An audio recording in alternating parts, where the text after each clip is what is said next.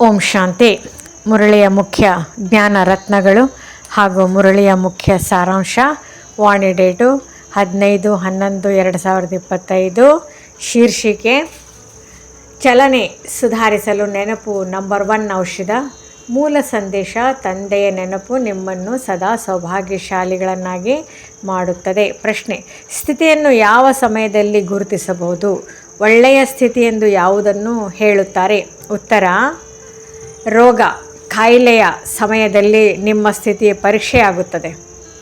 ಕಾಯಿಲೆಯಲ್ಲಿಯೂ ಮುಖವು ಹರ್ಷಿತ, ಮನಸ್ಸು ಖುಷಿ, ತಂದೆಯ ನೆನಪನ್ನು ತರಿಸುವ ಸ್ಥಿತಿ, ಇದು ಉತ್ತಮ ಸ್ಥಿತಿ. ಸ್ವಯಂ ಅಳುವುದು, ಬೇಸರಿಸುವುದು, ಇದು ದುರ್ಬಲ ಸ್ಥಿತಿ. ಯಾರು ಸ್ವತಃ ಅಳುವರೋ ಅವರು ಅನ್ಯರನ್ನು ಹೇಗೆ ಹರ್ಷಿತರನ್ನಾಗಿ ಮಾಡುವರು? ಮುಖ್ಯ ಜ್ಞಾನ ರತ್ನಗಳು. ಸೌಭಾಗ್ಯ ದುರ್ಭಾಗ್ಯದ ಭೇದ. ಆತ್ಮ ತಂದೆಯನ್ನು ಪಡೆದರೆ ಅದು ಶಾಶ್ವತ ಸೌಭಾಗ್ಯ. ದೇವಲೋಕದಲ್ಲಿ ವಿಧವೆ ಎಂಬ ಪದವೇ ಇಲ್ಲ, ಅಲ್ಲಿ ಮರಣ ದುಃಖವೇ ಇಲ್ಲ. ತಮ್ಮ ಚಲನೆಯನ್ನು ತಾವು ನೋಡಿಕೊಳ್ಳಬೇಕು. ತಂದೆಯಂತೆ ರಿಜಿಸ್ಟರ್ ಇಟ್ಟುಕೊಳ್ಳಿ. ನನ್ನ ಚಲನೆಯಲ್ಲಿ ತಪ್ಪು ಇದೆಯೇ? ನನ್ನ ಮಾತು ಸರಿಯೇ? ನೆನಪು ಇದ್ದರೆ ಚಲನೆ ಸ್ವತಃ ಸುಧಾರಣೆ ಆಗುತ್ತದೆ. ನೆನಪು ಆಯುಷ್ ಶಕ್ತಿಯ ಮೂಲ. ಮುಖ್ಯ ಜ್ಞಾನ ರತ್ನಗಳು. ಆದರೆ ನೆನಪು ಪವಿತ್ರತೆ ತರಿಸುವ ಅಗ್ನಿ, ಇದು ಚಲನೆ ಬದಲಿಸುತ್ತದೆ. 84 ಜನ್ಮಗಳ ರಹಸ್ಯ. ಮೊದಲಿಗೆ ಬರುವವರಿಗೆ 84 ಜನ್ಮ, ಎಲ್ಲರೂ 84 ಜನ್ಮ ಪಡೆಯುವುದಿಲ್ಲ. ಇದು ಜ್ಞಾನದಿಂದ ಮಾತ್ರ ಅರ್ಥವಾಗುವ ವಿಷಯ. ಮೊದಲ 2 ಪ್ರಮುಖ ವಿಷಯಗಳು: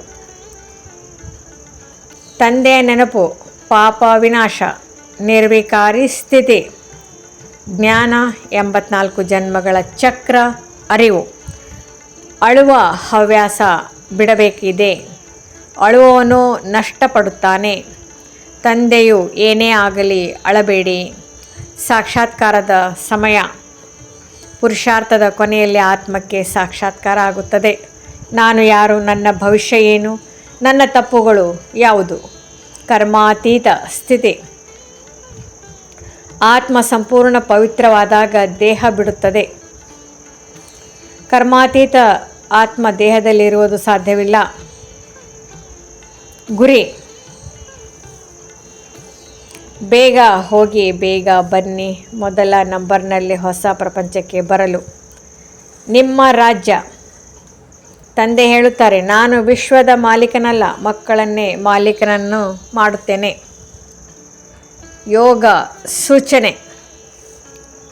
ಯೋಗದಲ್ಲಿ 5-10 ನಿಮಿಷಕ್ಕೆ 1 ಸಲ ಸಾವಧಾನಿ ಬೇಕು. ತನ್ನನ್ನು ಆತ್ಮನೆಂದು ತಿಳಿದು ಕುಳಿತುಕೊಂಡಿದ್ದೀರಾ? ತಂದೆಯ ನೆನಪಿನಲ್ಲಿ ಇದ್ದೀರಾ? ಪಾಪ ವಿನಾಶ. ನೆನಪಿನಲ್ಲಿ ಕೂತಾಗ ಪಾಪ ಕಳೆಯುತ್ತದೆ. ಆದರೆ ಹೊಸ ಪಾಪ ಮಾಡಬಾರದಾಗಿದೆ, ಇಲ್ಲದಿದ್ದರೆ ಅವಶೇಷ ಉಳಿಯುತ್ತದೆ. ಮೂಲ ಸಾರ: ನೆನಪು ಸದಾ ಸೌಭಾಗ್ಯ.